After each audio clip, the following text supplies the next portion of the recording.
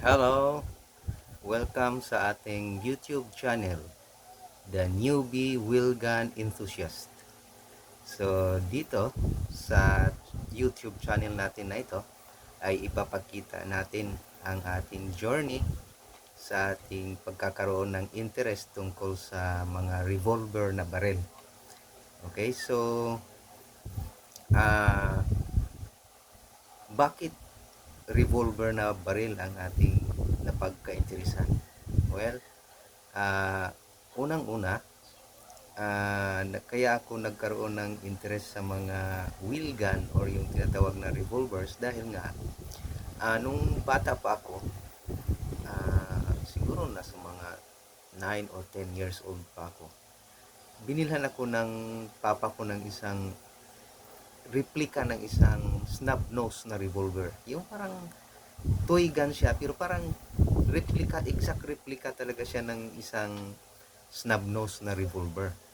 So mula doon sa panahon na yon, nagkaroon ako ng ganong klaseng toy gun, tuwang-tuwa ako.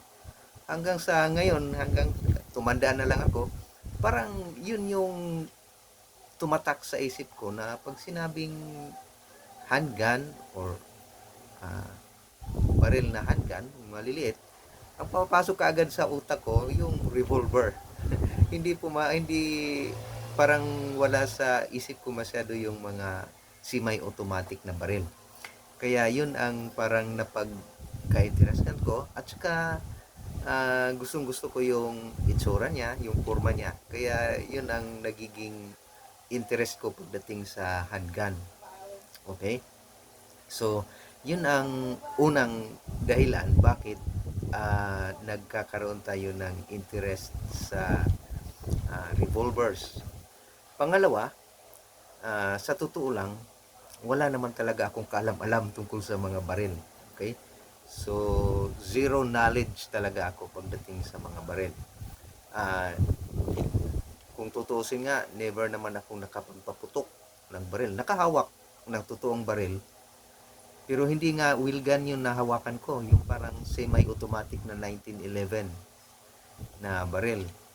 Pero nahawakan lang, pero hindi hindi nakapagpaputok. So, yun lang ang tanging experience ko talaga. Ang tanging experience ko sa baril ay yung makahawak lang ng totoong baril, pero never akong nakapaputok. So, zero knowledge talaga ako pagdating sa baril. Okay? So, dahil zero knowledge ako pagdating sa baril, medyo nai-intimidate ako pagdating sa semi-automatic na baril kasi marami siyang gagalawin, marami siyang parts, marami siyang pag kinakalas mo, kung nililinis, kailangan mo siyang kalasin. Tapos, yung bala, kung hindi mo machi-check kung naka-chamber ba yung baril, kasi may magasin. So, natatakot ako doon, na-intimidate ako, baka huwag naman sana. Pag yun ang hahawakan ko, medyo malapit sa disgrasya dahil wala nga akong kaalam-alam.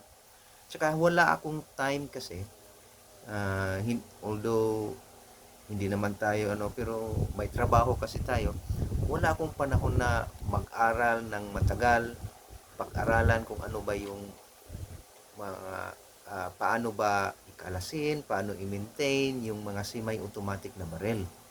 So, dahil wala akong ganong luxury of time, kaya pinili ko itong revolvers, itong handgun. Kasi, although siguro marami sa akin na expert sa baril na hindi sumasang-ayon sa sinasabi ko, pero ito lang kasi, base sa akin na walang kalam-alam, ito lang yung sa paningin ko at base na rin doon sa na research ko, binasa-basa ko sa mga internet, napanood ko sa YouTube, na yung revolver kasi, ang sabi, madaling gamitin, hindi na kailang kasahin, madali i-maintain, so mabilis lang matutunan, kaya gamitin, kaya ito yung napili ko.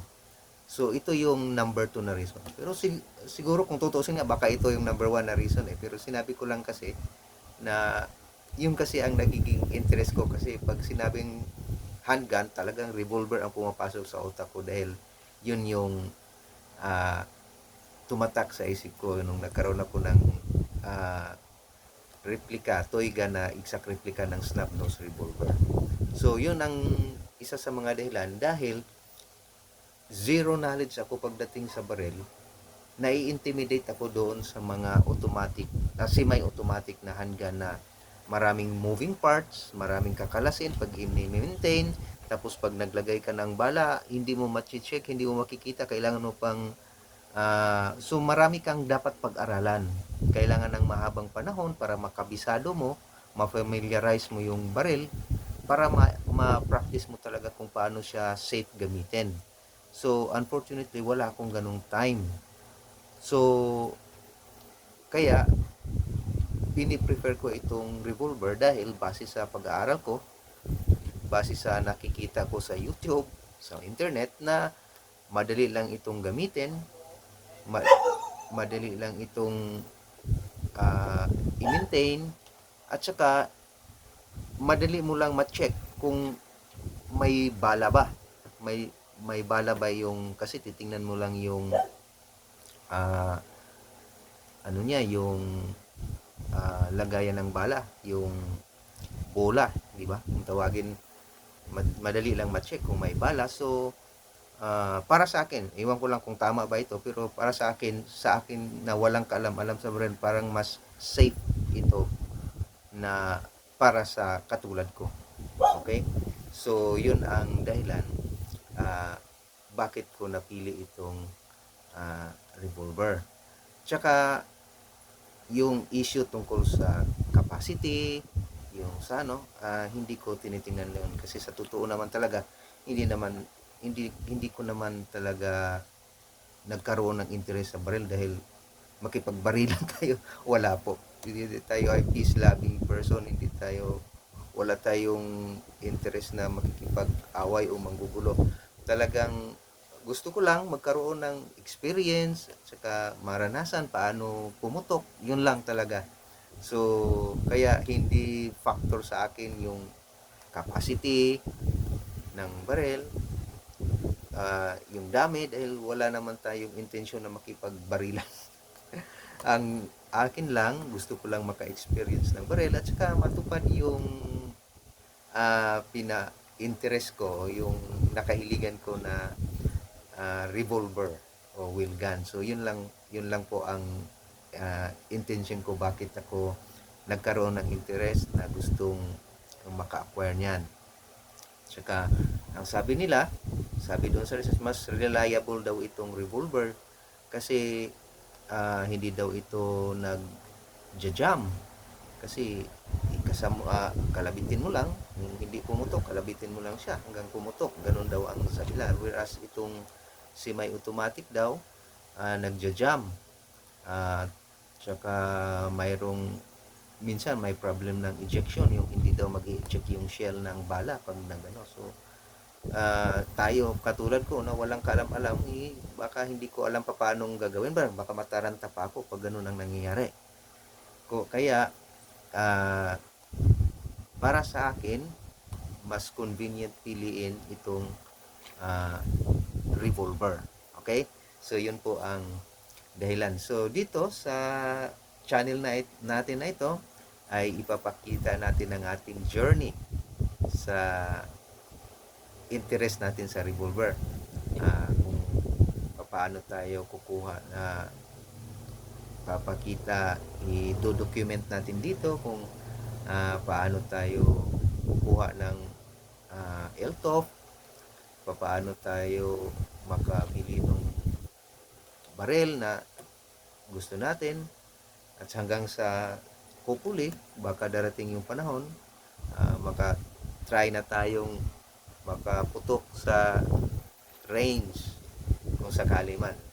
So, yan po ang magiging laman, content ng mga videos na ipapalabas natin sa YouTube channel na ito. So, kayo po ay welcome ko sa YouTube channel na ito. Kung sakaling magkaroon din kayo ng interest, sasamahan ako sa aking journey tungkol sa wheel gun, sa revolver. Sana mag-subscribe kayo or manunood dito sa YouTube channel natin na ito. Maraming salamat.